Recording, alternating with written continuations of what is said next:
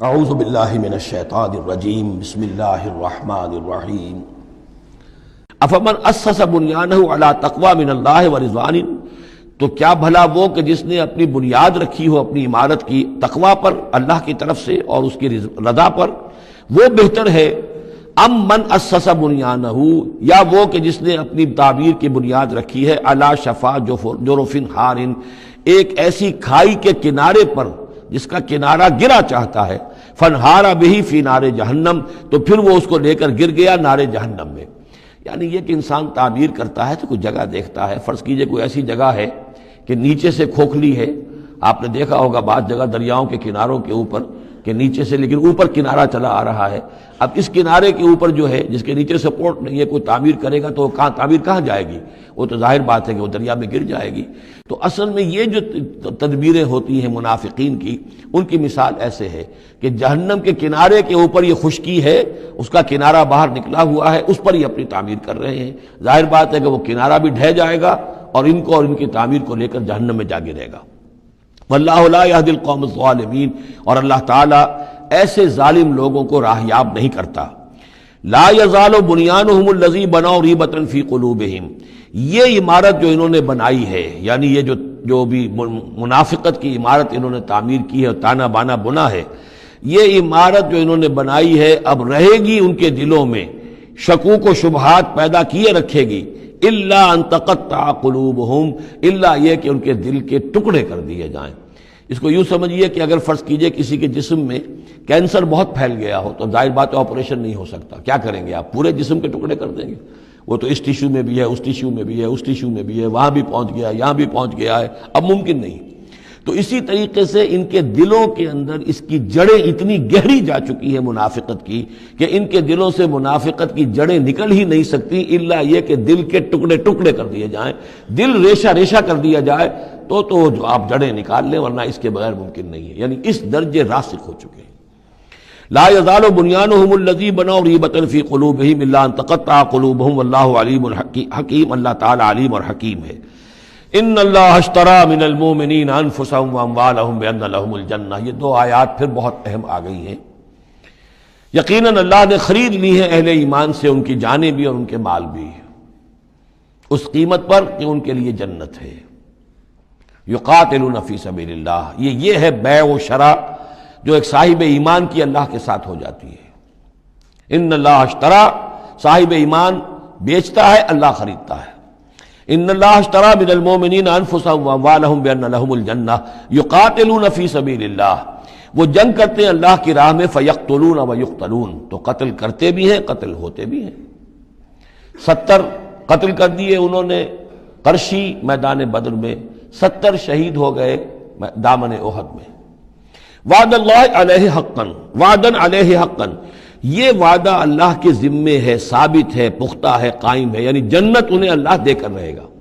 اس میں اصل میں جو بین السطور کہیے یا جو چیز پس منظر میں ہے وہ یہ ہے کہ ایک سودا ہوتا ہے نقد، آپ نے مال دیا اور قیمت لے لی، بات ختم ہو گئی۔ یہ جو اللہ کے ساتھ سودا ہے یہ ادھار ہے، یہاں سب کچھ لگا دو، خرچ کر دو، جان مال تن من دھن لگا دو، آخرت میں ملے گی جنت۔ جنت یہاں نہیں ہے، جنت وہاں ہے۔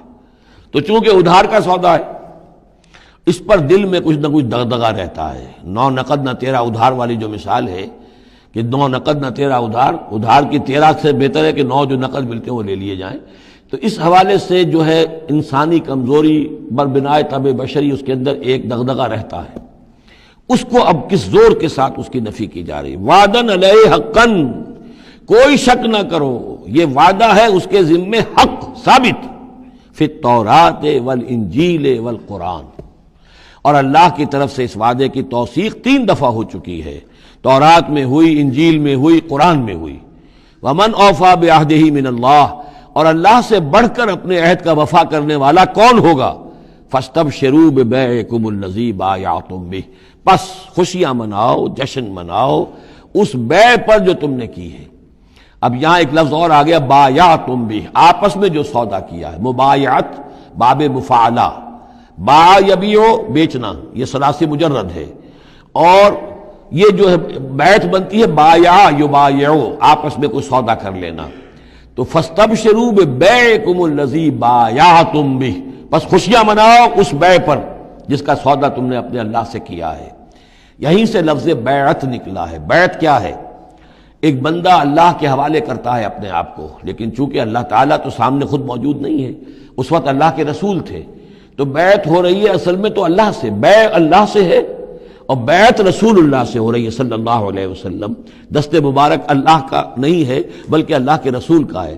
البتہ ایک جگہ ہم جا کر دیکھ لیں گے کہ فرمایا گیا کہ ایک تیسرا ہاتھ اور بھی ہے، انویزیبل ہاتھ، غیر مرئی ہاتھ اللہ کا بھی ہے، ید اللہ فوق ایدیہم، اللہ کا ہاتھ ان کے ہاتھوں کے اوپر ہے۔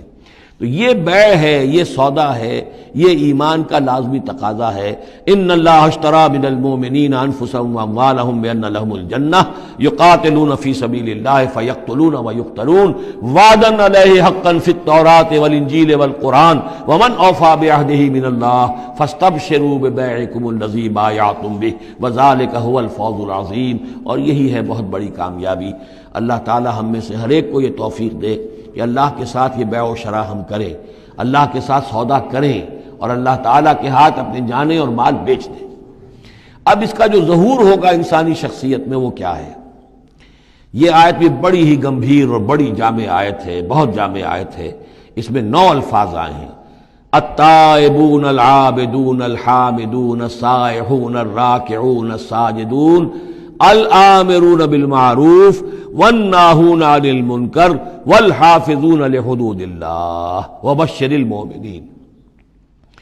توبہ کرنے والے، اللہ کی پرستش اور بندگی کرنے والے، اللہ کی حمد اور تعریف کرنے والے، دنیاوی آسائشوں سے لا تعلق رہنے والے، سائحون پچھلے زمانے میں ہوتا تھا بنباس لینے والے، چلے جانے والے، شہروں کو چھوڑ کر چلے جاتے تھے لوگ جنگلوں کے اندر، لیکن ہمارے ہاں اسلام میں اب سیاحت نہیں رہی ہے، رہبانیت ختم کر دی گئی ہے۔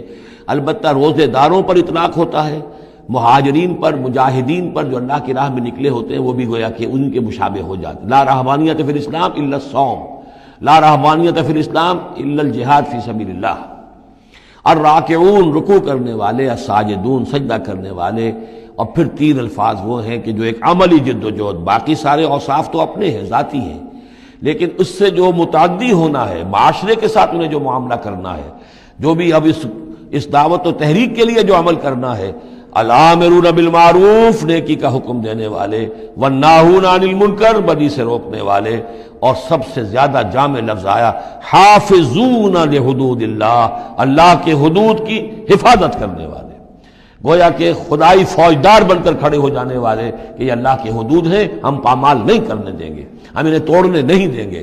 یہ ہے وہ در حقیقت کے جو منہج انقلاب نبوی کے ضمن میں اس دور میں جو ایک اجتہاد کی ایک ضرورت ہے کہ جو بھی آخری مرحلہ ہوگا جبکہ وہ سارے مراحل طے ہو چکے ہوں تو اس میں نہی عن المنکر بالید، کہ ہم حدود اللہ کو اب نہیں ٹوٹنے دیں گے اور ہم پوری طاقت کے ساتھ حفاظت کریں گے اللہ کی حدود کی، اور جو بھی منکرات ہیں ان کو روکیں گے۔ وبشر المؤمنین، اور اے نبی ان اہل ایمان کو آپ بشارت دے دیجئے، اللہم ربنا اجعلنا منہم،